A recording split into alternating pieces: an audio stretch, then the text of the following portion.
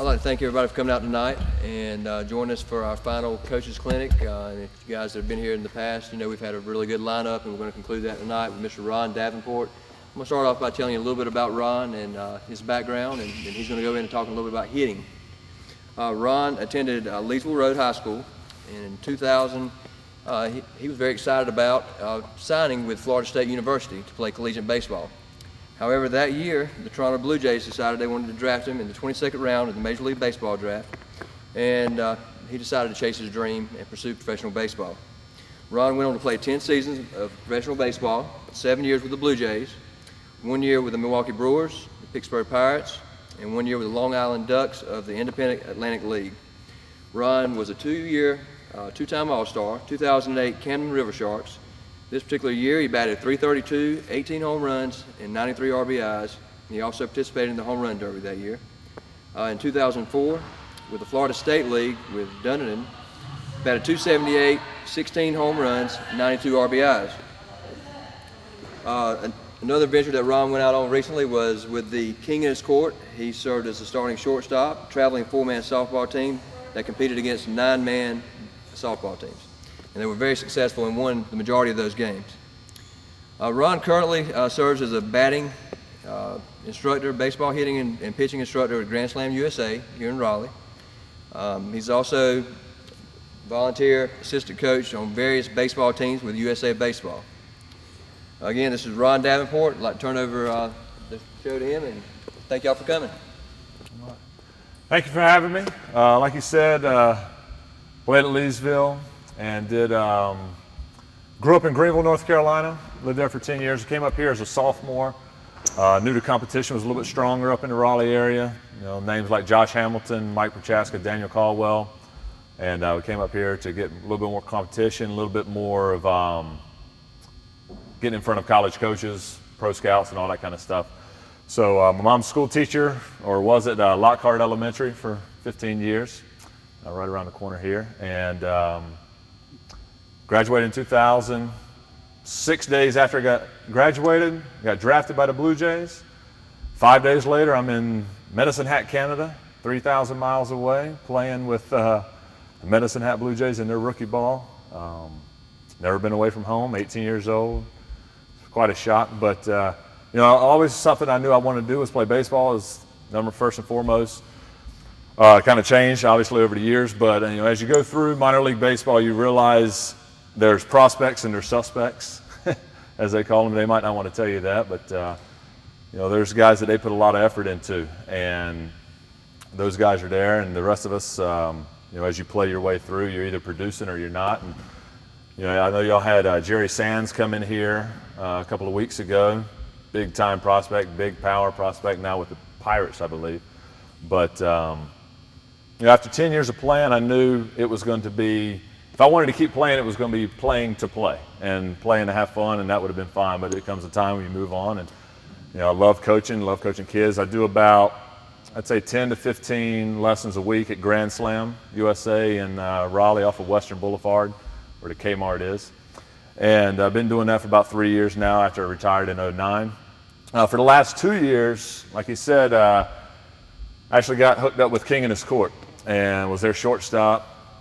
Pitcher was 65 years old, catcher was 55, first baseman was 46, and then I was 28, 29.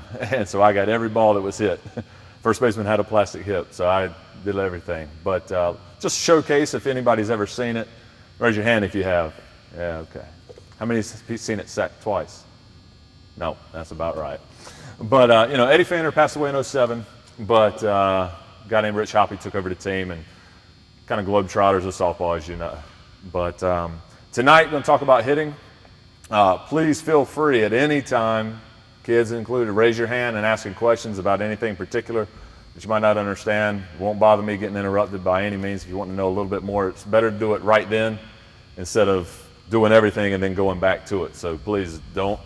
You can interrupt all you want. It's not a problem. Hitting in general, especially, you know, ages obviously vary as what you're going to be teaching. The youngest I like to do lessons with are 8, maybe 9, 8 years old. I'd love to be 12 and up, just because there's a certain level of uniqueness, I guess, to a hitting swing that you can teach a 12-year-old or up that they can handle versus 8-year-old. There's more basic mechanics at the younger age. And that's why I don't like to make it very detailed at the younger age. So tonight, I guess I'm going to talk more simplistic with I know we have a lot of young kids here. And what are the ages? I mean, is it more T-ball, more Little League coaches that we have in here? So max age would be 12 as far as coaches and everything? All right, good. Hitting, there's two things there's a lot of non-negotiables. One for me is your eyes. How many kids in here like to swing like this? And their eyes like to see where it goes? Raise your hands. Yeah, go. And if you're not raising your hands, you're not telling the truth. All right, there you go. Your eyes. You've got to see it to hit the ball. So when I'm here, I'm coming through, and here's this. I know I'm going to be jumping around a lot, but if I'm coming through with my eyes and I'm down here on the ball and I'm getting ready to swing and all of a sudden I want to see where it goes, it raises my body up, it raises my bat up, and the majority of the balls are going to be right into the dirt. They're either going to be in the dirt because I've raised my bat, or I'm going to overcompensate and drop my hands, right? Because I know my body's coming up. So number one is your eyes. It's got to be the most important. Nothing against, but I've never seen a blind baseball player. Seen one deaf, Curtis Pride, but never a blind one. Eyes, number one. Number two, swing at strikes. If I had to say there's one reason, if I had to say there's two reasons that I'm coaching today and not playing, one is didn't take steroids, so I'm not playing anymore, but that's a whole other controversial issue.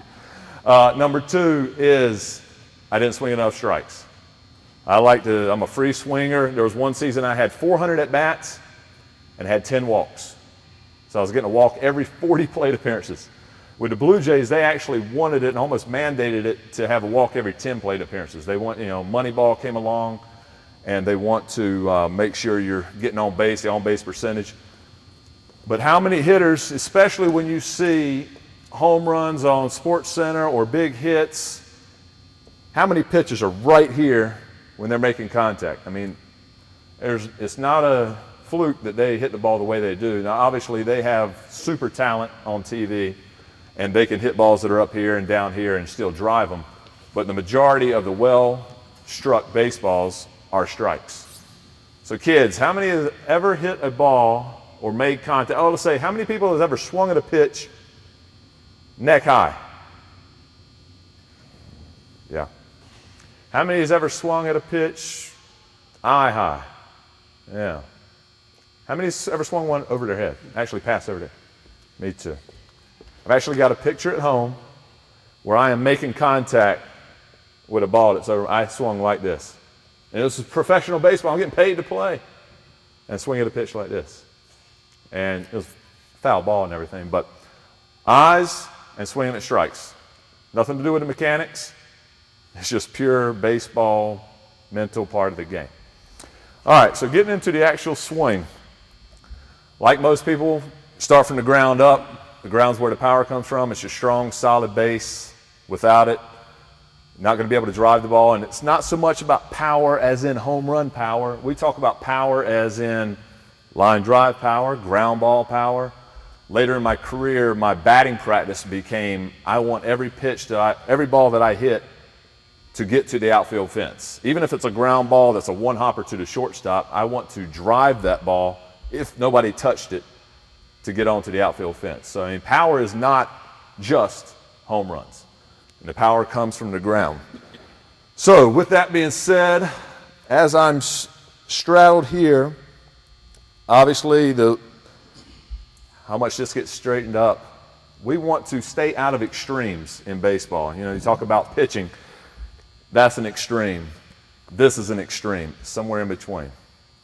As hitting with our base, when I'm here, when I get out this far, this is an extreme. This is an extreme. So hitters, I want you to just be nice and natural. So if you're playing football, if you're playing linebacker, I want to be in that position. It's a correlation here. So I'm here, I'm nice and relaxed, my knees are bent.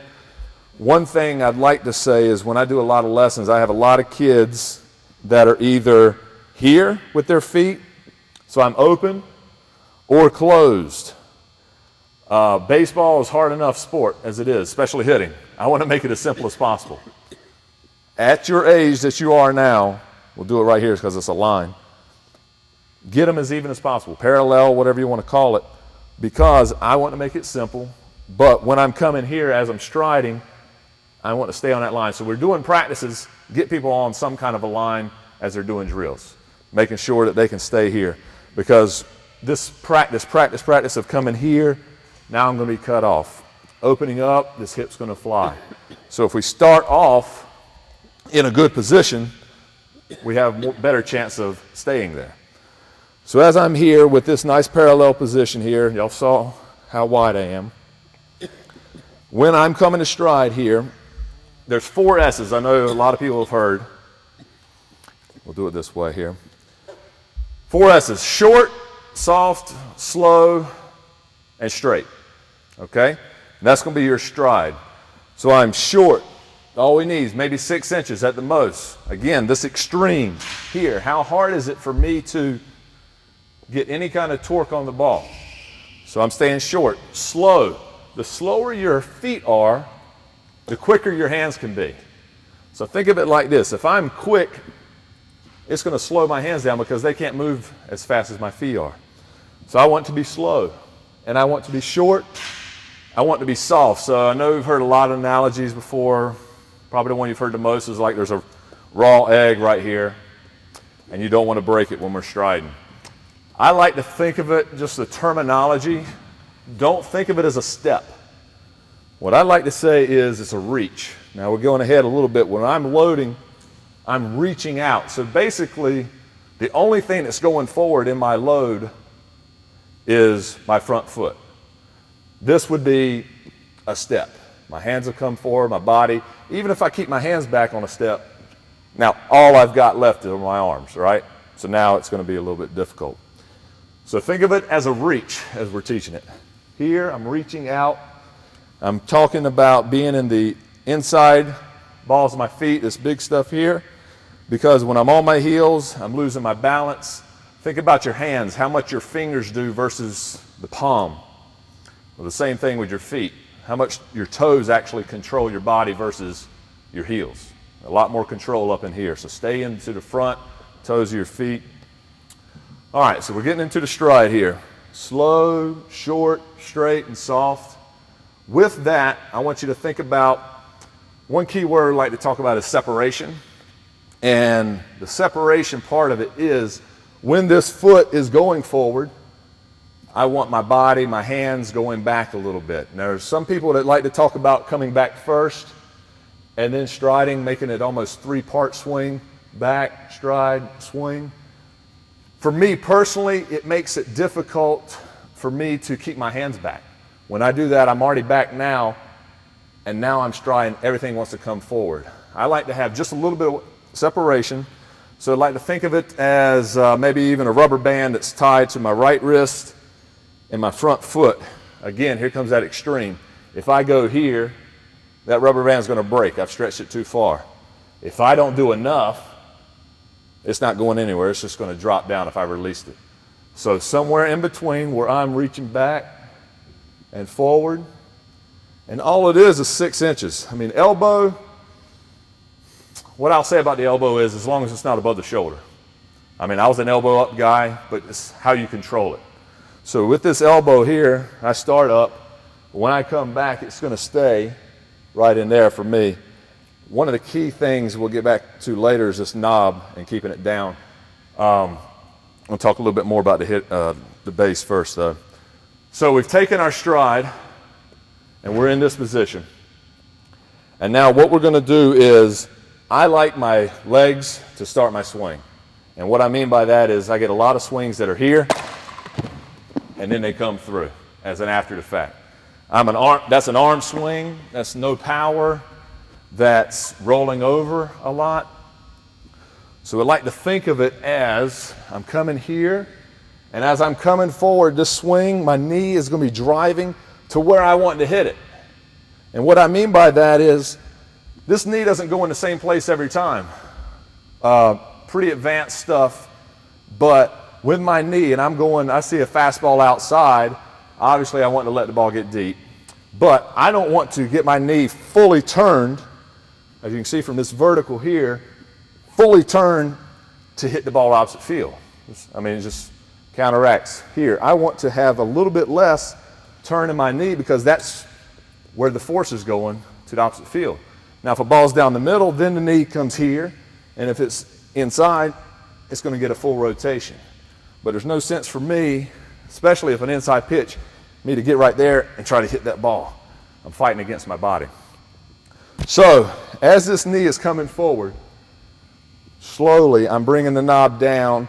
These hands are leading, as all of you have heard, and the last thing to come through is the barrel, right? How many kids roll over? Right, all of you raise your hands. Roll over on a baseball. Right-handed hitters hitting ground balls at shortstop every at bat. There's one of two things happening. One, I'm too early. That happens a lot, timing. Two is my hands have stopped and now they're going to come through. Pure physics tells me that if my hands are in front of the barrel when I make contact, that ball has got to go that way. If they're right in line, obviously right up the middle, and if I was hitting an inside pitch, it'd be in front. All right, so that's simple physics there. We want to try to stay inside the baseball as long as possible. So out here, what I'm trying to do is get in here inside and have my hands in front of the baseball, because the last thing I want is here. And then while I'm on that, yes, please. So if you knew what you just said, does that mean the ball was going to go towards right field? It depends. If your hands are in front of me as a left-handed hitter, that's fine. Yes. Me as a left-handed hitter, my hands are in front of the baseball, it's going to go this way. Now, obviously, it's difficult here, but if an inside pitch, and let's talk about keeping your hands inside, I can still keep my hands here and the barrel be a little bit behind. If y'all can see it here, it's still going to be behind, and that ball is maybe right center for me, left center as a right-handed hitter. But the biggest thing about it is keeping your hands inside the baseball. So I will jump ahead.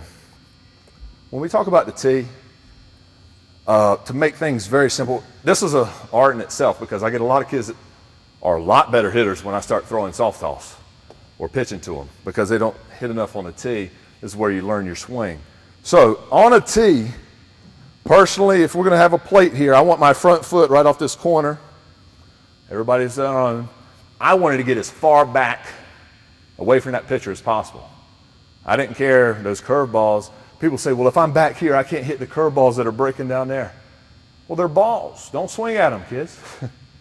So if I'm back here, I want to give myself as long as possible to see the ball. But when I'm on a tee, here, and now as I'm coming through, I want to think about putting this bat right on my hip and straight across. So that ball's a little too far front. So I move it back. It's right on the back of the plate. So if I'm standing here, right on my hip, that's where I want to work on an outside pitch. All right, so it's standing right on the corner, and I'm going to be coming through and driving it in the opposite field. On a ball down the middle, what we want to do is take this bat, put it on our hip. My quad, and now put it straight across. So what that does is it brings the ball right into the middle, and then that's the ball down the middle. When you're working on the inside pitch, this is the most difficult one, because some coaches will like to put it way up here or back in here or way up there or whatever it is. We try to get it to where you get right on the quad here and put it on about a 30-degree angle. I know that's pretty detailed, but when I'm here, I want to be able to get it out front, because an inside pitch is not meant to hit back here. You see Jeter's the best that I know of, taking that inside pitch and shooting it to right field. He lets it get way deep, but he can do it. He's got the talent. I didn't. So when I'm here, I'm coming through, and I want to get here. That leads me to make contact out front. So it's just setting up a tee with about a 30-degree angle here. All right, going backwards now. Getting back to the base, getting back to your hips. You know, people ask linear versus rotational. You know, if I knew exactly what either one of them were, I could maybe tell you which one I like. But, you know, at this age, can't get too technical. I think there's personally a little bit of both in the swing. Linear is where I'm coming through and it's this way, I'm more forward. It's more of a fast pitch softball swing because it's more on plane and I'm here. Where rotational is I'm here and just rotating on this axis here to go through. What I want to make sure all the hitters do is to think of it going this way with their swing. So if I'm here as a hitter, and I'm not going to hit it, I'm going to set it up though. If I'm here taking this swing, I don't want, as soon as I get to contact, finish it over here. I want to make sure the swing is going this way, that if for some reason I let go of the bat doesn't fly in the stands over here or on the on-deck circle. If I were to let go of it by accident, that it would go straight at the pitcher. That's where my focus is, because I want this swing this way instead of pulling off. So think of that as hitters going through the ball. Now what that does though is it can get us a little confused about contact. When I'm here, and I've been at fault with this as well, getting here and extending through where you're pushing to get out here. I realize now that that's not exactly what we want to happen. When we talk about extending through a baseball and going this way, you're getting to contact, and I've got here my hands up and down. I've got a bent elbow here where my elbow is close to my hip because this is a power stance. And now, instead of pushing through with my arms, it's coming here and just going, it's that top hand that's going through the ball and finish. Instead of both of them like this, that's not a natural swing. Let's see here. I'll have you come up here if you won't mind. You mind? All right. So one thing I'd like to talk about is having this elbow. I'd like you to be a right-handed hitter. I know it's a big bat. All right? We're not going to hit it because the camera's right there, right? So I want you to come down in your strong position right here. We'll leave the ball there. Come right here as strong as you can and just keep the bat, hold it right here. Okay. So the one thing, not picking on him because he's doing very good to come up here. We get these foot right here in good shape.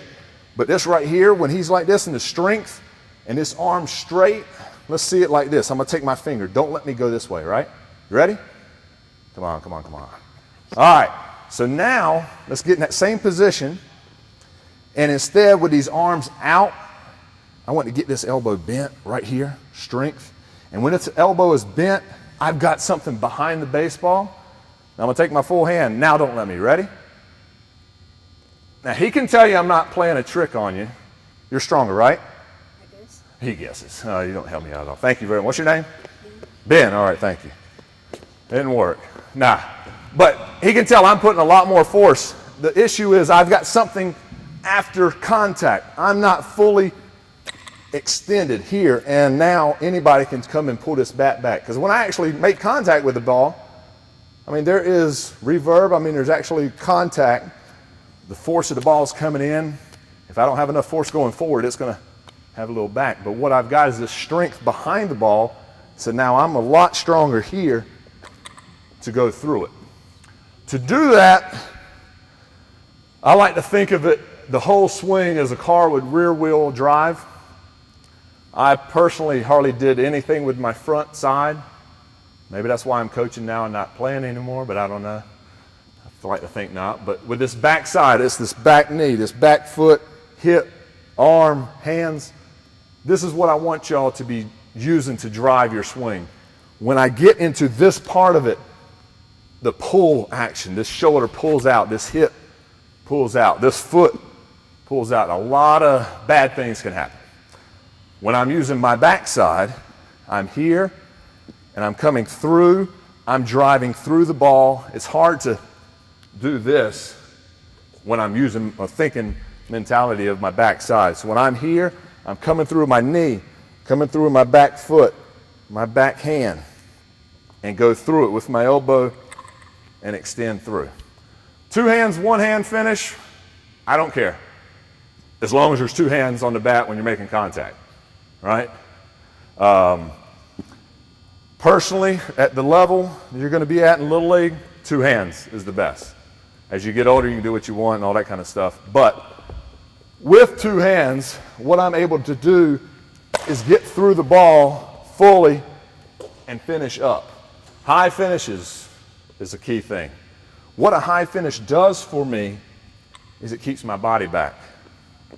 When I'm here, let's say I'm going to finish and roll my wrist and finish low, how much more my body went forward, how much straighter my leg is. By simply allowing a hitter to finish high, it gets my body right in line, my knee is bent, I've stayed back, stayed through the ball. So, I'd like to talk about when you're finishing high with 1 hand. All we would do is, we're up here, if a hitter's going to 1 hand swing at the end, 1 hand finish, I want this top hand up by your head.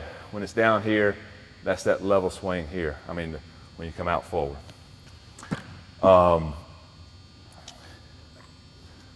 So we've talked about our feet, we've talked about our legs, our body. We'll get to the hands now. With my hands, again, simple part of it. My fingers, lay the bat flat, get them into this line right here, close my hand, and bring it up. A lot of people say line up your door knocking knuckles. For me, that makes my wrist a little uncomfortable. Somewhere in between. The biggest problem is when you got the bat in your palms, not much strength in it. So everybody can do this if they'd like to, take their finger and put it right into their palm and grip it as hard as they can, and now try to pull it out. All right? Now do the same thing, that little line I showed you. Grip it as hard as you can, and now try to pull it out. The strength factor is in here. It's in your fingers. It's not in your palms. So get the bat into the strength of your hands. All right. With the hands, as I'm loading, we talked about separation. We talked about going back. Here, this first movement of my hands, when I think about it, is either, this is one thing I really want to harp on. Every hitter is different because they're not robots. I got kids that I tell to bring their hands up, and then I've got kids that tell their hands back. We look at their swing first, where it is, and then you have to tell them differently. That's why sometimes I'll tell a kid we're going to start throwing linear stuff because they swing like this because they're leaning back. I've got to get some motion going forward.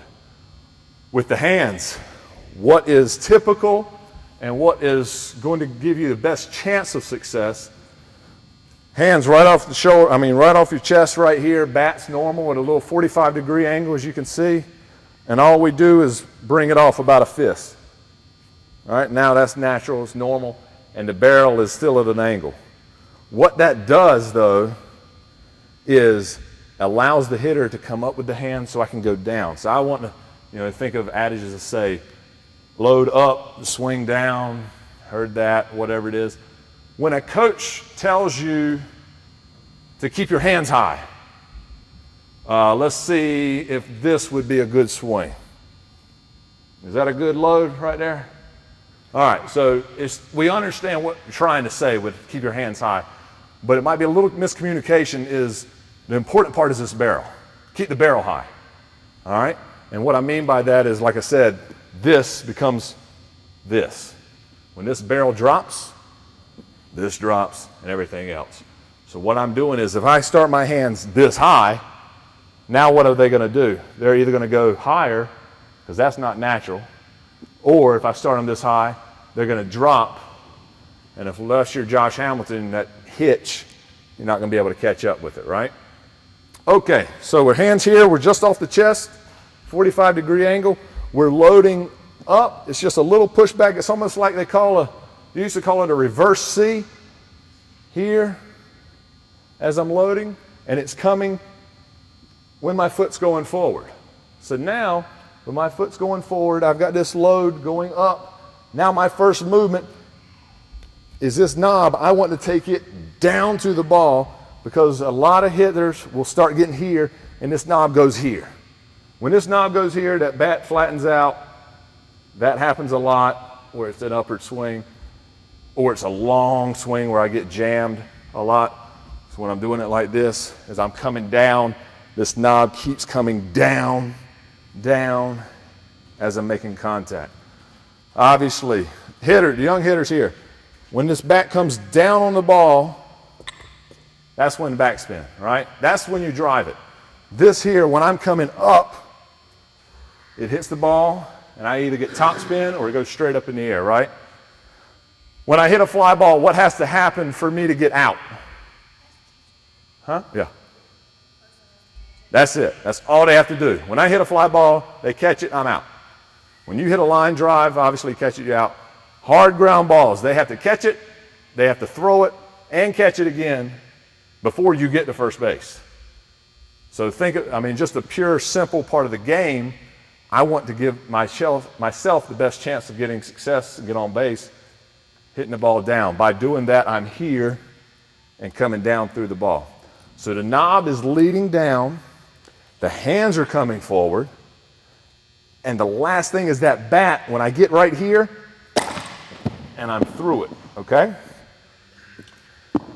All right, so from this angle, not hitting it, when I'm going to opposite field, so that I'm lining this up to where it would be an opposite field hit. By the way, any pitchers here, raise your hand.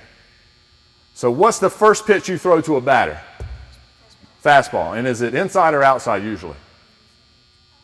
Outside, yes. Little League, I'd say it's at least 70%, maybe even more in Little League. The first pitch is a fastball outside, right? So as a hitter, what should I look for on the first pitch? Yeah.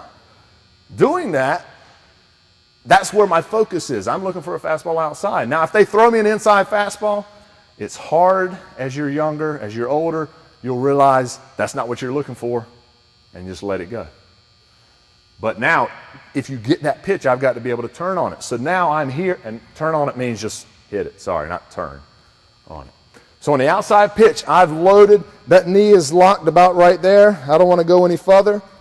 And as my hands are in front, I'm extending through with my hand, finishing. And as a left-handed hitter, we got the advantage closer to first base, right? How many left-handed hitters? Good job. You already got an advantage. When I was young, and I'm talking 10 months old or however young I was to pick up a bat, I went like this. And my dad jumped out of his chair and switched it every time. And it's a story he likes to tell anyway. So if it's wrong, you can correct me. Now, as a left-handed hitter, though, what I've got to make sure I do is stay on the ball. There's an extreme, Ichiro, right? He's already coming out of the box. He knows what he's doing, right? He's got 3,000 hits between Japan League and here. As a left-handed hitter, I got to make sure I stay in the box and take my full swing with this shoulder down on target, my eyes on target here, and then I swing. It's about like a pitcher that makes a pitch and wants to hurry and get in a good fielding position. I'd much rather make a good pitch and maybe so-so fielding position than to make a pitch and be perfect, right? Because that hitter's got a much harder chance or a much tougher job to hit on a good pitch. So, as a hitter, I want to take a good swing, boom, and then run, okay? As a right-handed hitter, the advantage for you is, if anything, if we're ever falling, if we're ever off balance, we want it to be over the plate. So as a right-handed hitter, I'm able to stay here and hit it, and then I'm running, because especially as a right-hander, this is a huge disadvantage. If I pull off on a ball and now I have to run, how much more disadvantage am I? So, excuse me, getting back to it, left-handed hitter, going through the ball. As I'm hitting, I'm going to go outside with all of this, because 70% of the pitches are outside, especially with a metal bat, right? Metal bats don't break. Well, I've seen one. But I'm here, full motion, all the way through. My balance is down. We like to take a baseball and split it between our feet. And as I hit, that knee is right over that baseball. It's like a straight line up here. I've got this shoulder down a little bit instead of up here, out this way. I've got my eyes and my shoulder on contact one more time. Here. And it's one thing I haven't talked about at all, and I should have. Front foot. With the load, this toe is basically going to set me up for failure or success. This front toe. And what I mean by that is, how many step here? When I open up, opens up this hip, this shoulder, and everything. You're not physically going to lead with your heel, but mentally, I want you to think about that. I'm here, and I'm landing on that toe. I'm landing on the toe instead of here. I've already opened myself up. I want to stay as close as I can, as long as I can, to go through it. Kind of advanced point. The foot, when it's loading here, it has got to go down before I start my swing. So as I'm loading and I start swinging like this without the heel going down, I'm going to start spinning. I've got to be in a firm footing, because what we are initially or ultimately trying to do is drive with our backside but be firm on our front side. So we want to put as much force this way that we can without falling forward. Doing that is how we stay here, plant this foot as this is coming forward, and now I've got a firm front leg that I can here, but I'm firm, and it doesn't allow me to go forward. Here's the issue that we have with how much force we go forward. When this foot goes here, and now I swing, this knee bends, right? It's natural. That's how the knee bends. So when this toe opens up, it bends. When I stay closed, that's not how my leg works. It's going to keep me back. So in the long short of the whole thing, I'm putting as much force as I can through the ball and staying back, right? And so I'm going forwards and staying back at the same time. How do I do that? I stay closed here. I go the force here, but I'm hitting against the firm front leg. So at some point, your body has actually got to stop. Am I? Oh no. Your body's actually got to stop. I'm going to go a little bit of angle here. And what I mean by that is I'm going forward. My body cannot keep coming forward, because then the swing is getting further out. Your body takes you to a spot and you stop. And now you're in a good position to take your swing.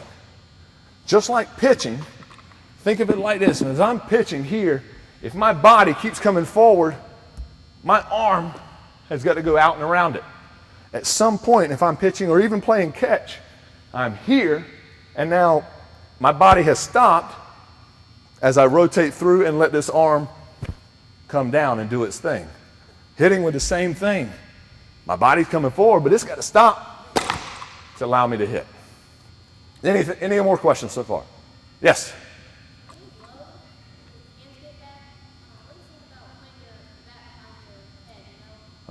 Good question.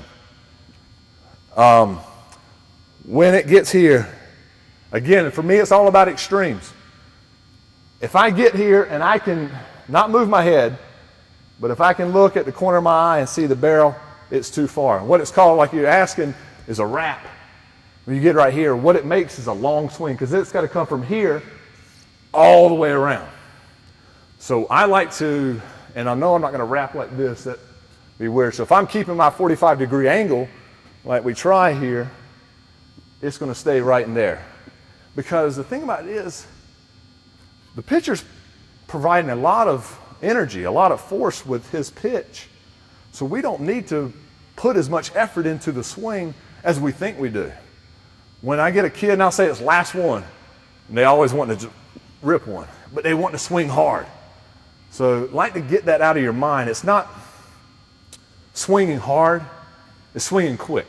So if we have a quick swing, that terminology again, I'm here, it's a quick swing instead of my muscles get all tense. I try to choke the bat and all kinds of other things. So I want to be nice and loose. Makes another point here. I'm here. It's not going to be all around and about like this, but it's nice and relaxed. We're not choking the bat. At some point when we load, now, that's when the strength comes in here to make my swing. I'm not choking it here, white knuckled and everything. Okay? Good question. Yes, sir. So you said that everybody's got a different swing. Mm-hmm. What is the drawback you feel to overstriding the ball? Good. So overstriding when I'm here and a good base. When I stride too far, what I've done is now, torque is a word we know. Kids might not know it yet, but I can't get anything going. So if I tried to hit a ball here, and I'm going to give a good effort, it slows my swing down because I'm not able to get any force here. When I'm quicker, I mean, there used to be a drill where they put a basketball or something between your legs here, and you hit, and you had to keep it there. I mean, that's a little outdated, but the point of it is basically the closer my knees are, the more torque I'm going to have. Now there's happy medium, obviously. We're not going to be there, but I want to be here. What it's doing is allowing me to have a little torque. So think about it. Kids, you've seen ice skating before. When they're spinning around really fast, are they like this or are they like this? Yeah. So that's when I'm quick. That's when I'm able to turn on a dime, right? When they want to slow down, they spread out their arms. So as a hitter, I'm learning from that. I can draw something from that. I'm here, and I'm inside my body. When I load, I like to tell some of my hitters, we're going to go elbow in, if they need it. Some hitters get here, that elbow's up, and that bat's going to follow this way. When this elbow tucks in to my body here, this elbow tucks in as I'm hitting. The closer I am to my body, the quicker I am, the more force hopefully I'll be able to get on the ball. And again, that's not everybody. Like I said, some people, I know Jerry Sansbury, worked with him at a camp the last couple of weekends ago. He gets way back here, but it works for him. He's in the major leagues, so he's doing something right? Okay. Any other questions? Yeah? Oh, sorry. Okay. Finishing the swing. When I'm here and I've finished my swing and my head is on the ball and I'm down and this shoulder is down. Matt Williams is an old name for the Giants, but he would overcompensate and get this shoulder around my chin here, and as he'd swing, that chin's going down because he wants to keep his head down from shoulder to shoulder. Just something, maybe it works for you. Also, while I'm here, I want to talk a lot, actually, about the mental side of the game. Dealing with failure. So if you fail, what do they say, 7 out of 10 times you could be a Hall of Famer? And I hit 280 was my career, 10 years. 280. Little League, 600, whatever. Middle school, 550. High school, 500. Senior year of high school, hit 330. How'd I get drafted? Talent, maybe, but I hit one ball that probably went 450 feet, best ball I've ever hit, and a scout was there to see me. Because he saw me, I could do it one time. The coaches then think they can teach you to do it over and over again. The results of the game, though, are very hard to deal with. There's ways to go about it. One thing used to help me a lot, I used to write down everything, what the pitchers would throw and all that kind of stuff. But there's things that can happen. If I've got a good approach, so I go up into the plate, it's my first at bat of the game, I'm not really loose. How hard is it for me to take a good swing on that first pitch that he throws? Pretty hard. I'd like the pitcher to start throwing some strikes. If it's that best pitcher they have, we want to get him out of the game, make him throw a lot of pitches. I know there's pitch counts now in Little League. Thank goodness. They weren't when I came along. But now I want to get him out of the game. I got to have a good approach. Maybe take the first pitch. I'm seeing it. But when you're taking a pitch, and maybe that coach is giving you to take, that doesn't mean go like this. You didn't get anything out of it, right? You're upset that the coach gave you to take. Get something out of it. That means load. Okay, I'm ready on the next one. All right, so if I have a good approach and a good result. So I get a line drive to left center for a base hit. What's going to be my response? Good or bad? Good, right. Good approach, good results, going to have a good response. And that's how I dealt with it. How about a good approach? I'm ready, I'm on point, line drive, shortstop catches it, out. So a good approach, bad result. How am I going to feel as a hitter? Should. Definitely should feel good. As hitters, man, I got out. Think of it like this. I know it's hard. We got a lot of travel balls and all that kind of other things. Stats, they count in high school and everywhere above. It's just pure stats. The scouts, if they see you, or a college coach eventually, they care about the mechanics because they know talent is going to come through. So if a coach comes and sees you play later on in your life and you go 0 for 4 with 2 line drives, a shortstop, a deep ball to right center, and a hard ground ball to second, and you think it's the worst thing that's ever happened. No, he's seeing that swing. It's not about the results. So how about a bad approach, a good result? So a bad approach, but we hit a double to right center. What's our response? It's good, yeah, we're happy. Just be thankful, it happens. Baseball has a way of going back and forth. It hopefully evens out. But it's how we respond. So I got that result no matter what. That seems like it's the determining factor, how I view my response. Kids, it's not that result. It's that approach. It's hard, I know. Trust me. We hope everybody has a wife as good as mine. The first game she ever saw me play in professional baseball, I went 0 for 4, 3 ground balls, 1 to short, 2 to second, and a strikeout. She said it was the best game she had ever seen because I got 3 hits, right? I hit the ball 3 times. That's what she saw. That's the scorekeeper I want. But true story. It's how you approach, how you respond, and get over those tough games or whatever. You're going to have a lot of success, but you're going to have a lot of failure too. Personally, baseball is a great sport because it teaches you about life too. How much do you have to deal with failure in baseball and then go into life? How you respond to adversity at home versus adversity on the field. How about guys that struck out in here and take it to the field and make an error? Who's done that? Yeah. Be truthful. I know I have. As hard as it is, we want to have success. We want to help the team succeed too. If I get a good hit, they catch it, I'm out, and I mope around and don't even get the out. Now I've doubled it, and it's called quicksand. It just keeps coming and over, and it piles on. As hard as it is, baseball players, we need short-term memories bad. As soon as it happens, whatever it is, get rid of it. Because the thing about it is, you're not as good as your best at bat, and you're not as bad as your worst one. So that best hit that I've ever had, that's not me. It just happened. And my worst game was 0 for 5 with 3 Ks.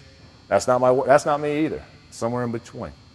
And speaking of that, baseball is a lot of this, right? A lot of peaks and valleys.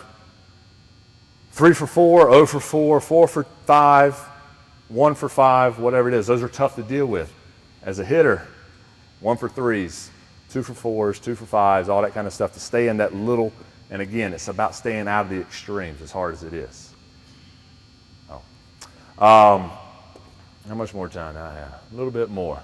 Any questions before I go any more? Yes, sir. You made a comment that you wanted a high finish. Yes. But do you still want to get down on it? Yes, completely. When you're saying here about the high finish, when I'm coming down, this knob is coming down, and now I've made contact and I've hit through, the swing contact is over.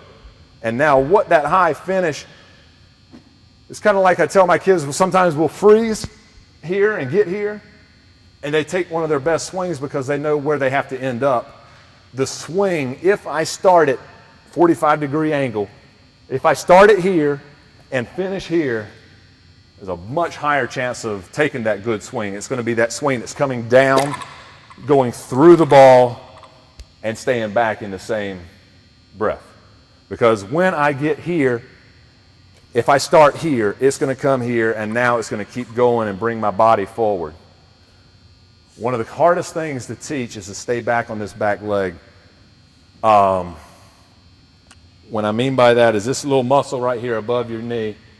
This one right here, it should be burning if you're not used to it when you're done hitting. And I mean by that is I'm here and this thing's down. This heel is up. It's not flat back here. When I have a flat heel, a flat foot, that leg's gonna be straight. If anybody plays golf, no, we don't want that either, right? So when I'm here, this knee is bent, I'm down on the ground and go through. That was one more, yes sir. So you hear the term a lot, you swing knob to the ball. Mm. Do you promote that? Saying that? I mean, the terminology, however it works to get, it's to teach the kid and everything, my knob, I like bringing it down, whether it's to the ball, that's kind of getting away from the body if I'm going actually to the ball. And I don't want to get away because if you're the pitcher here and I'm taking it to the ball because it's coming from there, so the terminology might not be the best in that to the ball because it might get them here instead of bringing the knob down, maybe in the angle to the ball, but I'm bringing it down to swing through because when that knob comes here, it's that flat swing that rolls over a lot. Does it matter how high your slide is? How, I'm sorry? When you hit, does it matter if you just do that or if you do that? Okay, lifting the leg up or not. Timing, man, I haven't even talked about that. Timing, so much important for hitting is timing. Kids, when you're on the on-deck circle, we waving at mom and dad and all this kind of stuff and messing around, picking your gum up and kicking it or whatever. Timing the pitcher. He's throwing to that guy, you're going to be next. I know y'all might have to stay in the dugout right now though, right? Or are you outside the dugout? Okay, good. So when you're there, get that pitcher, he's over there now because I'm in the first base dugout. Time it. Now, again, I want to make it as simple as possible. So if I do this, it makes it more difficult to be on time. So when I'm thinking like this, I'm stepping to hit. A lot of people say when you step to hit, as soon as that foot lands, you're swinging. We want to think of it as step and hit, or reach and hit, as I said earlier. And what I mean by that is there's that small pause. I'm here, and then swing. It's not going to be fully all one motion. Obviously, the bat at some point has to stop going backwards to go forwards. So obviously there is a small pause. It might be that much. But with your exact question, if I'm up here, it might be in the air too long, and now the ball's here. So it's good. It's possible, but it's going to limit your chance of success right now. As you get older and you learn, this is when I'm going to throw, as the pitcher's getting right here and showing me his back, showing mine, or whatever it is. Some guy might throw a little harder, might get started sooner, right? Okay. Is there any, yes.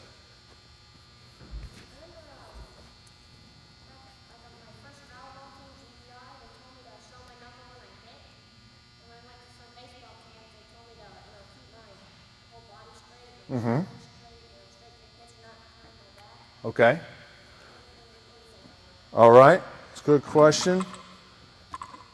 Again, no robots, but everybody is different. And here's another thing. If a coach tells you one way and a hitting instructor tells you another way, especially when you get into school ball, your baseball coach makes the lineup. As tough as it is, it's not the best scenario sometimes, but well, my hitting coach told me to do this. Well, he's not here, is he? That thing. So be careful with the coaches and everything, especially parents. I know it's tough sometimes. But with a particular question, with my numbers, when I get here, what I've done is it's hard to see that pitcher when I turn this much. And I know this isn't comfortable. So if I'm showing my numbers, it creates this swing. And when I want the swing, I want to be going here. I want to be going here to go that way. So there's going to be a little bit of tuck with the shoulder, just as this coming in, but I don't want you to think of it as the body is moving. It's this. My shoulder's just pushing back here instead of that, right? Okay? Good question. I think we're pretty close to time with everything. Does anybody have any more questions? So did you go to that purpose-driven baseball camp? Yeah. Yeah, I was at that camp. Were you there? Very good. If there's no other questions, I don't want to talk fast pitch softball tonight, so whole different swing. But that's it. Thank you very much for your time, and I think we'll have a little bit of break for a few minutes. And if you do have any questions you don't want to ask here, I'll be over here. Ask them, please, all you want. Thank you again.